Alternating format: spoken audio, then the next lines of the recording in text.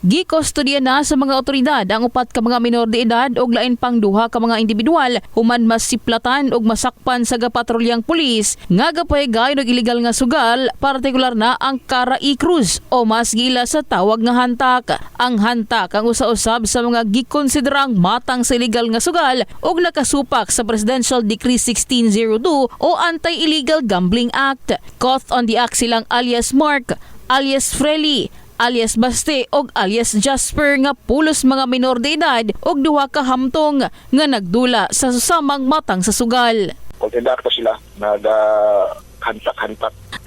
Depende na sa disability, pero possible, mabay pag-asa sila. Kung duha ka adult, so makasuha sila sa gambling. Samtang nakitang solusyon sa mga personay sa barangay sa nasening syudad ang pagpatuman sa curfew hours aron malikayang malambigit sa kagubot og iligal ang mga kabatan-unan sa mong barangay. Og number one nga ginahimo na ako karon is ginapahugtan nako ang curfew. Oo. Tapos bagula ko na human og suba, ipaabot pud nako sa mga chairman og lumulupyo sa NUSI na hugtan ang curfew. Tapos ang disco pati ang dula-dula sa barangay basketball is kutob alas 10 jud. Giandam na sa kapulisan nagpagpasaka og kaso sa duha ka hamtong nga dinakpan og temporaryong gikustodiya sa City Social Welfare Development Office ang mga minor de edad. In the heart of changing lives, kini si MJ Fernandez sa Brigada News Jansan.